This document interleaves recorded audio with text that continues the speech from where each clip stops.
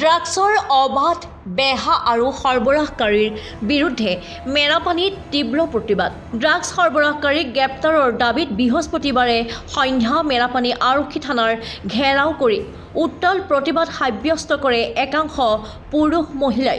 উল্লেখ্য যে ড্ৰাগছ সৰবৰাহৰ ৰম্যভূমিত পৰিণত হোৱা মেৰাপানী সীমান্তত তীব্ৰ হাৰত বৃদ্ধি পোৱা ড্ৰাগছ ব্যৱসায়ে মাৰাত্মক ৰূপ ধাৰণ কৰাৰ সময়তে আজি মেৰাপানী আৰক্ষী থানাৰ গাতে লাগি থকা কৃষ্ণস্বামী গাঁৱৰ ৰাইজে ৰাজহুৱা প্ৰস্তাৱ গ্ৰহণ কৰি মদ ভাং ড্ৰাগছৰ ব্যৱসায়ত জড়িত থকা একাংশ লোকৰ ঘৰে ঘৰে গৈ এনে ব্যৱসায় বন্ধ কৰাৰ বাবে এসপ্তাহৰ সময়সীমা বান্ধি দি স্বাক্ষৰ গ্ৰহণ কৰিছিল আৰু ইয়াৰ পাছতেই আজি সন্ধ্যা কৃষ্ণস্বামী গাঁৱৰ গুণীন দাস নামৰ এজন যুৱকে AS04A303 নম্বৰৰ এখন বাহনেৰে নিজৰ পত্নীক লৈ ড্ৰাগছ সৰবৰাহৰ চেষ্টা চলাওঁতে ৰাইজে গুণীন দাস সহ তেওঁৰ পত্নীক কৰায়ত্ব কৰে।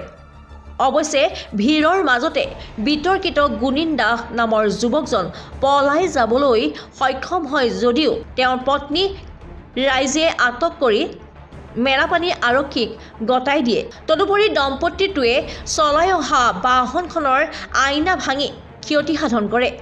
ইয়াৰ পাছতে ক্ষোভিত গাঁওবাসীয়ে অভিযুক্ত গুণীন দাসৰ গ্ৰেপ্তাৰৰ দাবী তোলাৰ লগতে অঞ্চলটোত ড্ৰাগছৰ ঘাটি উচ্ছেদ কৰি এই ব্যৱসায় নিৰ্মূলৰ দাবী জনাই মেৰাপানী আৰক্ষী থানাৰ চৌহদত উত্তাল প্ৰতিবাদ সাব্যস্ত কৰে। মই ড্ৰাগছ খাইছিলোঁ, এতিয়া নাখাওঁ, তাৰ কথা কৰিলত গাঁৱত ল'ৰা ছোৱালী মানে বহুত বেয়া হৈ গৈছে। তাৰ কথা ক'লত মোক আজি দোকানৰ সন্মুখত গাড়ীয়ে খুন্দিয়াই মাৰিবলৈ আহিছিলে। তাৰ নামটো কি? তাৰ নামটো গুণীন দাস। হয় নেকি? ড্ৰাইং স্কুলৰ ফ্ৰণ্টে ঘৰ। হয় নেকি? সেই ড্ৰাগছ ব্যৱসায় নেকি? ড্ৰাগছ ব্যৱসায় কৰে। বহুত সৰু ল'ৰা বহুত বেয়া হৈ গৈছে। মই নিজে কিনি খাইছিলোঁ আগত, এতিয়া এৰিলোঁ যেনিবাকে। এৰিলত এতিয়া মই গাঁৱত চবকে কৰিলত মানে এতিয়া মোক গাড়ীয়ে খুন্দিয়াই মাৰিবলৈ আহিছে। নিজৰ ঘৰতে বিকেনে? নিজৰ ঘৰতে বিকে। আৰু ঢেৰ পাবুকি দিছে মোক মাৰিম বুলি, গাড়ীয়ে মাৰিম সিটো সিটো কৰি গলিয়াম চলিয়াম। আজি ঘটনাটো কেনেকৈ কি হ'ল? আজি দুৰ্ঘটনাটো মানে দিনত ট্ৰাক হ'লে আৰু VTV মানুহ গাঁৱৰ মানুহ গলত মানে কিবা মাইকী মানুহ মই খোৱাৰ কাৰণে আগত কিবা ক'লে মাইকী মানুহক মাৰিবলৈ লগাই দিছে। তাৰ ঘৈণীয়েকক মানে মাৰিবলৈ লগাই দিছে যে ইয়াক ঘৈণীয়েকক মাৰ বুলি। সেই তৰ্কাতৰ্কি হৈ আহিলে। এতিয়া মই দোকানৰ সন্মুখত ৰখি থাকিলত সি মোক গাড়ীয়ে খুন্দিয়াই মাৰিবলৈ আহিছিলে। মই নিজৰ পদূলিত মাৰিবলৈ আহিছিলে। মই চাৰি থৈ দিলতহে অলপ বাচিছোঁ মানে। তেওঁৰ ঘৰ ক'ত? তেওঁৰ ঘৰ ড্ৰাইং স্কুলৰ ফ্ৰণ্টে কৃষ্ণস্বামী গাঁও। আজি ঘটনাটো এনেধৰণৰ, আমি আজি প্ৰায় 10 মান বজাত এখন আমি মিটিং দিছিলোঁ গাঁৱত সজাগতা সভা বুলি। সজাগতা সভাত আমাৰ গাঁৱত যিখিনি মানে ড্ৰাগছ হয়, কিবা মানে মদ ভাং আদি কৰি সকলোকে আমি মানে সাৱধান কৰি দিছিলোঁ যে আমাৰ ইয়াত এইবিলাক বন্ধ হ'বলৈ গাঁৱৰ পৰিৱেশ বেয়া হৈ গৈছে। আমাৰ ড্ৰাগছ খাই বহুত ল'ৰা মানে মৃত্যুৰ মুখতো পৰিছে।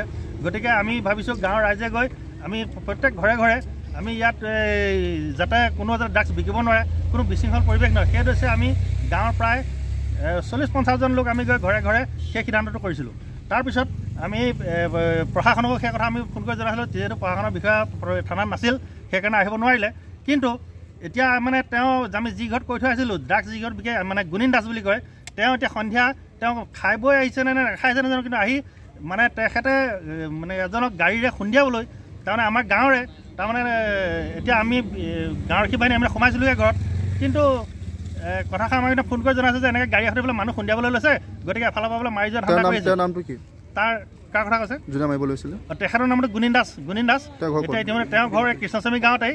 গতিকে তেওঁ এতিয়া বৰ্তমান গাড়ী চাৰি তেওঁ পলাতক আৰু তেখেতৰ পত্নীগৰাকী মানে গাড়ীৰ ভিতৰত আছিলে। আমি পাইছোঁহি। তেওঁ ড্ৰাগছ ব্যৱসায় নেকি? হয়, তেওঁ ড্ৰাগছ ব্যৱসায়ী বুলি তেওঁৰ মাতৃ এবাৰ মানে ড্ৰাগছৰ কেছত থাকি কোৰ্টত জেল খাটি আহিছে। তেওঁ মানে জেল খাটি আহি কোৰ্টৰ পৰা এতিয়া ৰিলিজে ঘৰত অহা বেছিদিন হোৱা নাই। কিন্তু তেনেস্থলত আজি আমি সাৱধান বাণী দিয়াৰ পিছতো তেওঁ আহি যি মানে ৰাস্তাত অঘটন ঘটাইছে, বৰ্তমান এতিয়া গোটেই মানে পৰিৱেশ একেবাৰে বিশৃংখল হোৱা হেতুকে থানালৈ ফোন কৰা। ইতিমধ্যে থানাৰ আৰক্ষী বিষয়াসকল আহিলে, আহি মানে সকলো শান্তি পৰিৱেশ কৰে।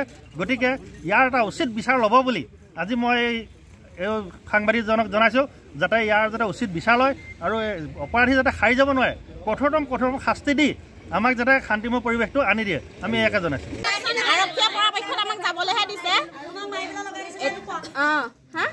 মাৰিবলৈ লগাইছে আমি যেতিয়া দিনত গৈছিলোঁ ঘৈণীয়েকক কৈছে মোক মাৰিবলৈ কৈছে মানে এক মাৰ মানে মই মানে গালি পৰাৰ কাৰণে কৈছে এক মাৰ বুলি এনেকৈ ক'লে ঘৈণীয়েকে তেতিয়া মোক মৰা নাছিলে তাৰপিছত এতিয়া কিন্তু ৰাস্তাত এজনক মাৰিলে আহি পেলানি আমাৰ VDP অনন্ত দাস বুলি কৈছে তেখেতক মাৰিলে বোলে ঘৈণীয়েকে মাৰিলে তাৰপিছত তেতিয়া আকৌ গিয়েকে কৈছে তহঁতি মোক কিবা ক যদি ক আৰু কিন্তু মোৰ মাইকীজনীকে আৰু মোৰ মাকে একো নকবে কি তেনেস্থলত আজি ড্ৰাগছ বেপাৰীয়ে নিজৰ মাইকী কেৰি পলাবলগীয়া হৈছে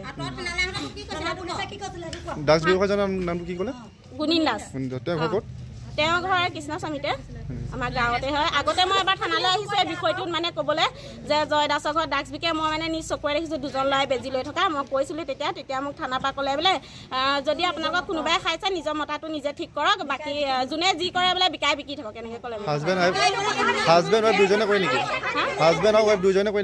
নাই সেই মোৰ হাজবেণ্ডে নহয় মানে গুণিন দাসে কৰে তেওঁৰ ওপৰতে মই মানে সিহঁতৰ ঘৰৰ তেওঁ পত্নীয়ে কৰে নেকি তেওঁ পত্নী মিলি দাস আৰু মাক আছে গোটেই সহ পৰিয়ালে কৰে এতিয়া যদি থানাই একো নকৰে আমি কৈছোঁ যে আমাক আমাৰ হাতলৈ এৰি দিয়ক আমি কৰিম যি কৰিব লাগে যদি আপোনালোকে কৰিব নোৱাৰে এতিয়া বৰ্তমান মৃত্যু ভাবুকি দিছে নেকি কৈছে মোকে নহয় আমাৰ মানে তাহাঁতৰ ঘৰৰ সকলো ওচৰৰ মানুহে কৈছে যে গুলিয়াই মাৰি মোৰ ওপৰত যদি কিবা কৰে তহঁতক গুলিয়াই মাৰি পেলাই মানে কৈছে বন্ধুক আছে এনেকৈ কৈছে বন্ধুক আছে বুলি কৈছে আৰু মোৰ হাজবেণ্ডকে আজি মাৰিবলৈ ধৰিছিলে মানে গাড়ীয়ে মানে খুন্দিয়াই দিবলৈ ধৰিছিলে আজি তেনেকুৱা হৈছে এতিয়া আমাক মানে ন্যায় লাগে কথাটো সিমানে আৰু যদি পুলিচে নোৱাৰে তাৰমানে আমালৈ মানে এৰি দিব লাগে কথাটো Your report, News Now 24/7